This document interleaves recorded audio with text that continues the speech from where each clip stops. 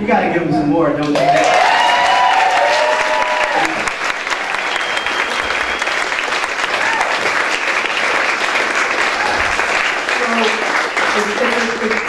So hello, my name is Jason. We just get right into it. I mean, I've been introduced. We're already family. We've loved on each other. We've hugged on each other.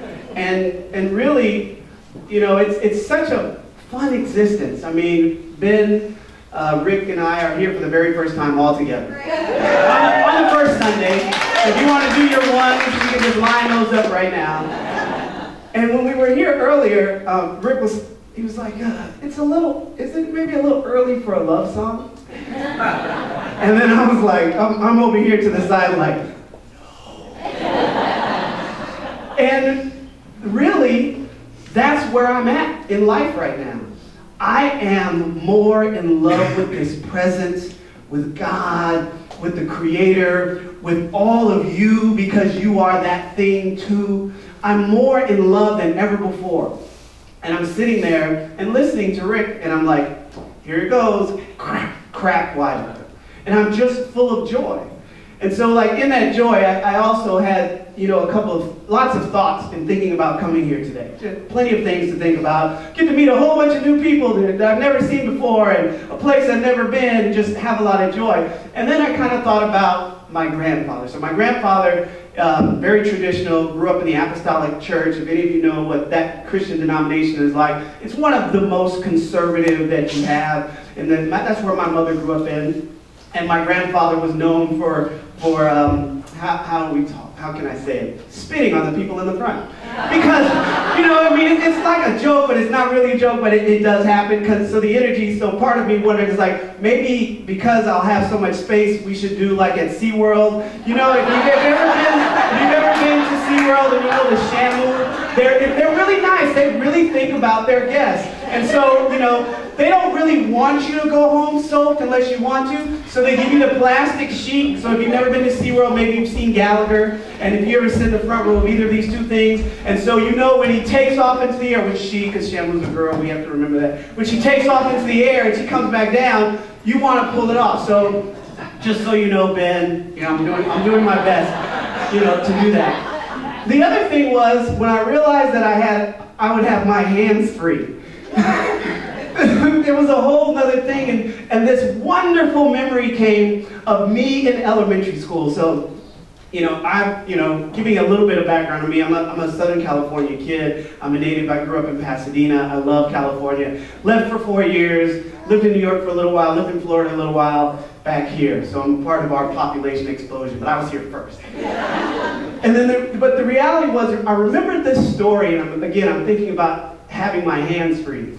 And I remember being in middle school, and there were these two twins, Keith and Chris. I literally have not thought of this story in 15 years, so this has got to be divine. So as I was thinking about it this morning, I was like, oh, I'm going to have my hands free. It totally reminded me of when I lied to a bunch of kids and told them I was a ninja. And had a fight with a kid where we were all like, pretending to fight like we had martial arts. It was the silliest, dumbest thing you could possibly try to do and do very poorly. But that was the imagination of me at, I guess, maybe 12. And that's just how I did things. But, you know, and I have absolutely no idea how that ties into our topic today. We'll get to that into a minute. But I couldn't keep that to myself. That really had to be out there, and you know, maybe I'm going to run into Keith or Chris, you know, at the mall. Maybe they live out here, who knows. But my topic for today is the truth in need. There's a real misconception about the word need in our circles, and what I'll call our circles, I'll call New Thought. I'll call, you know, this progressive spirituality that is not limited to any religious text. So when I speak of our circles, there's not a place where we seal and nothing else is allowed in. That's our circle. Our circle has all of these holes. It's permeated by things coming and going in and out of it. The energy of life is always flowing. Those are our circles. And so I remember hearing, you know, various phrases about the word need. You know, one of the ones that we hear a lot of times is someone might call someone needy. And there's this idea that a person being needy is wrong, or there's an energy around it at the least, however we might use it. You know, there's a very powerful phrase that we often hear is, all my needs are met. But we don't really often question that one. That one seems to fit into our lexicon, it fits into how we talk, it fits into what we say, and so that one seems to be okay. There's also ideas, for example, that every child needs a mother and father. Generally accepted, but not every child has a mother and father. Plenty of highly functional, amazing adults that contribute to our lives did not grow up with a mother and father. However, what I want us to do is to get to the truth of need. There's this idea that we have that it's already crystallized in how a thing is supposed to look. Marriage in this country was supposed to look a particular way for a very long time. Thankfully, many of us have released all of these limiting ideas so we can get more to the principle of what marriage is. And so we start talking about the song that Rick played this morning, and he's talking about love. That song, how romantic was that song? It was so loving. I mean, yes, it's early. Loving early in the morning. I'm going to put that over there. You guys do whatever you want. Go with that. I'm not involved. One consciousness, but you get to do what you want to do with your own thoughts. So as we do this, right, we come and we have this abiding. We get to have this journey, this dance, this mixing it up with the presence. It's active. It's not doing its thing over there and we're doing our thing over there, except for in the moments and the places that we decide that that's how it's going to be. We choose in our ignorance, our lack of knowledge, our lack of understanding, to isolate ourselves from our family sometimes, from our friends, from our loved ones, and from truth. And so when we start talking about spirituality, we start talking about principles, we start talking about laws. And so when I hear people talking about needs, I want to go directly to truth. And so let's be really clear what we're talking about when it comes to truth. There really is only one kind. There is only the eternal truth that never changes. It's unalterable. You cannot manipulate it. You cannot force it. You cannot make it do something that it is not already doing. There's another phrase that I hear often, which is, well, that's my truth. It's a misuse, a misappropriation of the word truth, but I generally understand what the person is saying, but I also generally want to pull back from it because the word truth means so much to me. To really understand truth, and we'll say it, I love how my teacher, Reverend Michael, emphasizes words at times, and instead of it being the casual meaning of word, he'll call it truth with a capital T. Instead of it being ordinary reality, the existence that we have in the earth, he'll call it reality with a capital R. And so what we're talking about right now is truth with a capital T. We're not talking about something that's my opinion. Though I can have an opinion about what really feels good to me, what really works for me, what really sits well with me, but that's not truth. And I wanted to mention something earlier. I'll come back to that in a moment. I'm a little dressed up today. And so I wanted to make a comment on that, mostly because the next time you see me, I don't want you to feel like, well, what happened to his clothes? He was so nice. He was dressed so nice the last time he came. So in case, we get another invitation, I don't want to set up any unreasonable expectations that I will show up like this. For me, it's bow tie season. And so bow tie season is the season between January 3rd, or June 3rd and June 22nd. And for me, that's the transition of my father on June 3rd last year and June 22nd, which is his birthday. So it's my joy to share that with you into this field, because I know right now that there's a whole lot of energy that flows through me during this season. And so my brother and I, my nephew, when we spoke at the memorial for him last year, we all dressed up. We all did bow ties, and we all got everything all really nice and neat. And so I wear my father's, his actual bow ties. But, the morning of the memorial, I love telling this story, I stood in the mirror for a good hour trying to tie it. And I told this story at the memorial, all I could hear in the back of my head was, boy, see if you had learned to wear them when I was alive, you wouldn't be having so much trouble right now. I can totally hear it. So my arms, if you've ever braided hair or if you've ever tried to figure, your arms just get weak. You know, just you're like, what muscle is that? I didn't know I should be working out. I should be doing that exercise. So, you know, so there was a lot going on for me, and so so again, that's why I am dressed this way. I love it, and it's just an honor for me to honor Wesley Mitchell as my father. So as we get into this idea of truth, it's really important because that's going to be our determining factor. That's going to be the thing that we use when we look at needs. So think about anything that you've said you need recently. Need a new car. I need to be somewhere at a particular time. I need you in my life. You know, any of the things that a person might have said. Now let's utilize truth and sit it right up next to the statements that we're making. We're going to set up something that is eternal, that is changeless, and that is always in existence right next to whatever we say. So let's move away from the relationship aspect. Let's talk about mom and dad. Forever we've heard that every child needs a mother and father. And so the illusion that we've accepted is that a being that is eternal, that has come into the manifest world, that is eternal already, needs a mother and a father for it to become whatever it is to become. In truth, what it needs is the spiritual support of conscious beings that vibrate and can give it the harmonies, frequencies, and balance that comes from what we'll call the feminine and the masculine vibration. That's what every being needs. Every man needs to understand the vibration of the feminine. Every man needs to understand that. Every woman needs to understand the vibration and the frequency of masculine. And every woman needs to understand. All of that needs to come together. Every man and woman needs to know that about each other because we exist together on the planet. Not particularly for relationship, but for relating.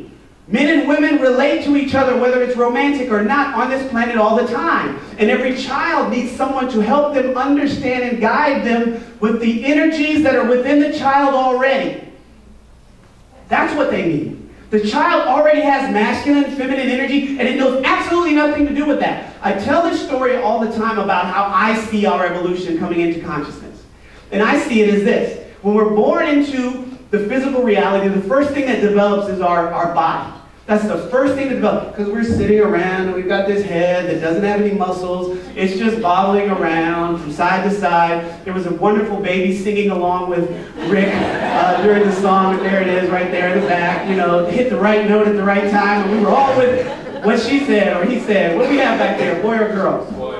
What he said. He was ready. See, there was a duet going on. Rick didn't even know it. And once our physical body starts to develop, the next thing that develops is our mind. Our parents or the people that are around us start feeding us with ideas. They're desperately trying, the mother and father at times are trying to compete to see whether she'll say mom or dad first. It just happens. It's fun, it's joyful. But the reality is we're talking to the child, and the child is learning things and their mind is starting to develop. But at what point does spirituality kick in? At what point do we make a conscious decision to take on spirituality? It's the last thing that we do.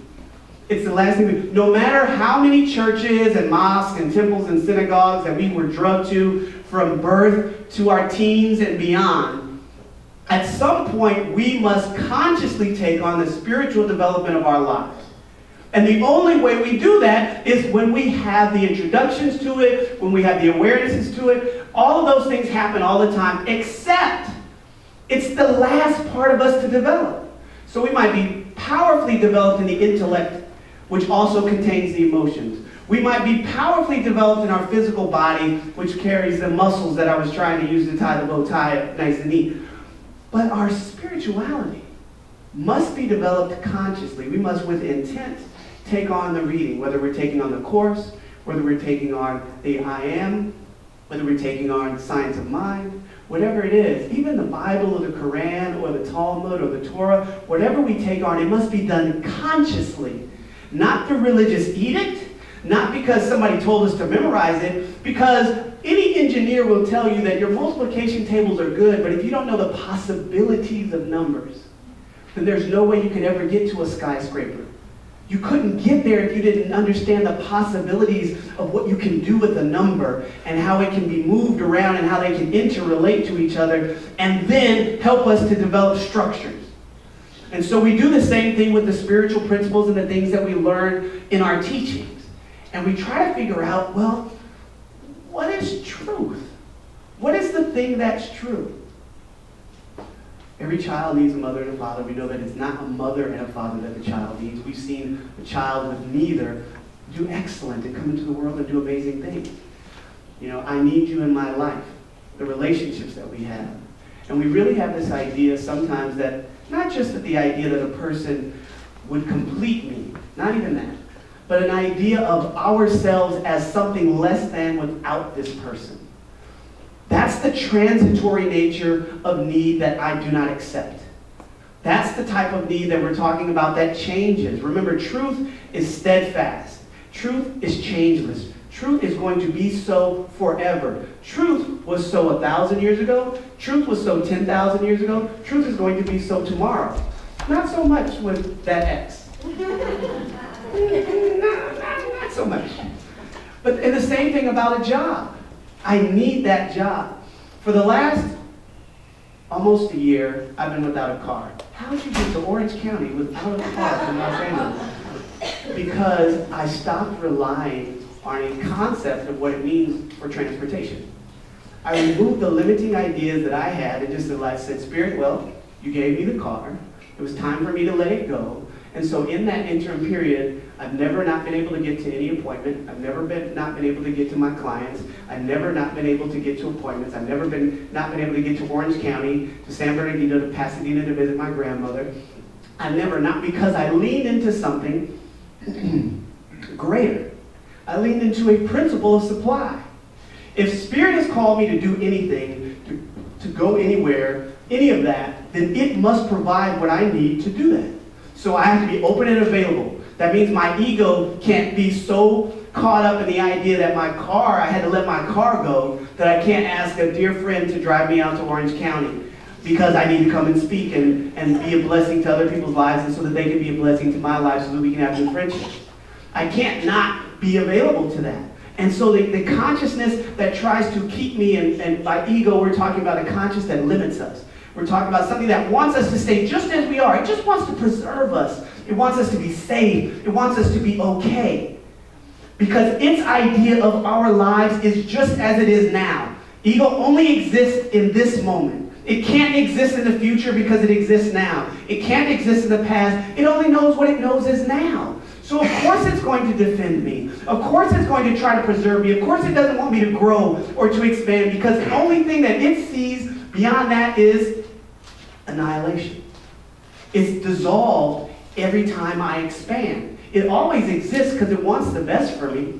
So as we continue to see this, the other part about needs that I want us to be really clear about is that every time you see a need that you set truth next to, that means something is emerging. So you've got this community that you're building here, Soul Center OC. And last month, you guys established that you were going to manifest some things. And I see some of the smiles, ding, ding, ding, ding, ding, ding. I just wish the light bulbs had like, I love animation, so I wish that all the light bulbs of all the faces would have just like, bing, bing, bing, bing. But that's what happens. We hold a consciousness of an idea. We recognize that there's an impulse, that there is a thirst, that there is a calling of something that's trying to emerge. It looks like a lot of different things, and sometimes it can be downright messy. Sometimes it looks like the end of something. And sometimes the equation that we put at the end of something is a period. Sometimes we think that, just like the ego, because it becomes our dominant thought pattern, that when something is ended, that's all there is. The truth is, we know that that's not all there is, but we can't see it sometimes. And so we have to have a life that's supported by friends and family and community and people that can see something bigger than what we see. Somebody that we'll listen to. It may take us a while to listen to you, but we promise if you're that friend, we'll listen to you eventually. Maybe right now, just stay with us, keep on us, but eventually you'll get through because you're called into our lives for a reason. We're there for each other. Community is essential. People talk often in society about the degradation of neighborhoods. We don't have neighborhoods anymore. People don't talk about people don't talk to the person that lives right across the hall from them. How many of you know the person, if you live in an apartment building, know the neighbors on either side or across the hall from you? Know their first name and talk to them on a regular basis. That's not half the room. Maybe you live in a house, so maybe they're far away. But the reality is that doesn't happen. And so if that's not happening, what do we have? We have Soul Center OC. We have Agape. We have a community. We have places where we can open up our entire being and pour out everything that we are that doesn't serve us, that holds us back, that limits us, the brick walls that we're trying to run through, but a friend might set a ladder there so we can climb over it instead of having to bash ourselves going through the wall. This is available to us. Those are the needs that are continually emerging. Let me tell you, you need community. And so when I set up community next to the idea of principle, we know that there's an interconnectedness of all life. So I can look at that and say, I need community. Does it have to be Agape? No. Does it have to be Soul Center OC? No. Does it have to be this tradition and this teaching? No. But we're not meant here, we weren't sent here on this planet, on this journey, to be isolated. And we're not here to be so focused on one thing that the entire smorgasbord of humanity gets left behind. You have so much before you, and it's really important that you accept that there are certain things that you need. There are just certain things that you need. And so one of the things that I talked about before was how we call people needy. I'm not even going to lie. I know that I hear that directed more at the female gender than I do the male. My feminist professor over here gave me my resounding yes. She's my classmate. That's how I know that much about her. So I'm doing okay. And she's my sister. And so it's amazing to realize that. But let me tell you, when somebody says that somebody's needy, can we set a little truth up next to it? And can we look at that and say, well, what is that person asking for? Well, we've committed to being in a relationship. And so in committing into being in a relationship, let's just assume we did everything right at the beginning. Let's assume that we talked about what our expectations were, let's just assume we did it right. Let's just start at the best place possible. And in assuming that, you want too much of my time. You're always trying to get me to do things around the house. It's your house too. Don't you live here? Don't you want the plumbing to work? You don't have to be the plumber, but we have to get some plumbing consciousness up in here. Needs things to work. People worry about money. Well, if we had conversations, about what's going on with our finances in the house, there can be more peace. I don't have any time to myself. Well, that's easy. We can figure out in a relationship how everybody can have time for themselves. The challenge is, you want to call something needy because it's convenient. Because in order for you to be able to identify what your partner, what your spouse, what your family members and loved ones, what your friends need, it requires you to look beyond what you need in the moment.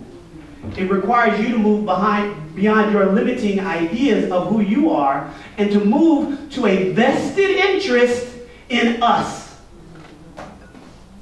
And so from that place, okay, I can recognize that there's something on the other side of this. There's a law of polarity. We see it hot and cold. We see it in the gender. Gender's a little bit different. But we see it in existence.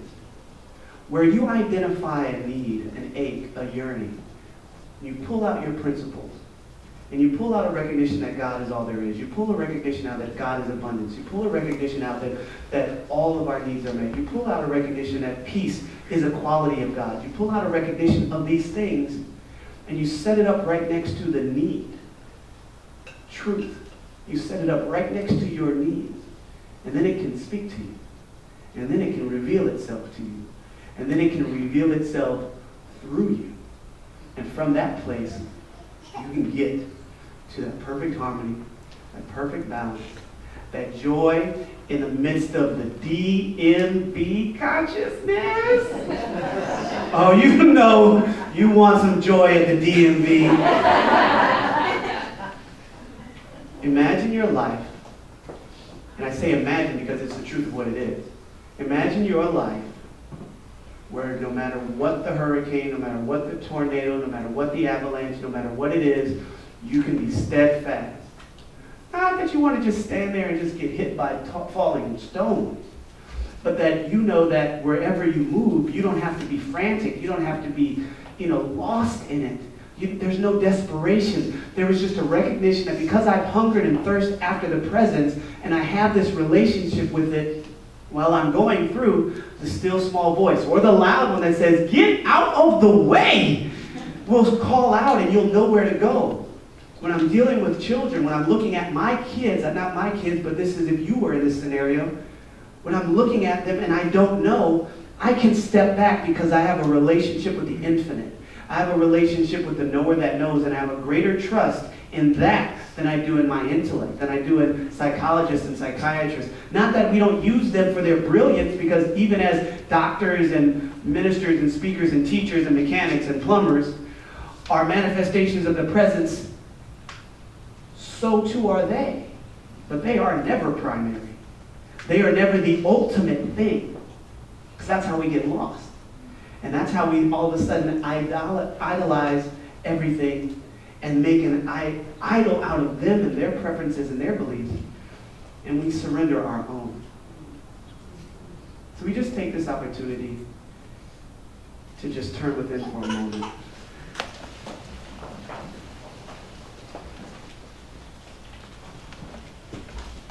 And there was a song that came to me just in thinking about it. This topic, and it was really simple. And it was, what the world needs now is love, sweet love. It's the only thing that there's just too little of. What the world needs now is love, sweet love. Just for some. Thanks, Dave. And that's it. That's really it. If there's anything that is needed, let it be that in your life today. Thank you.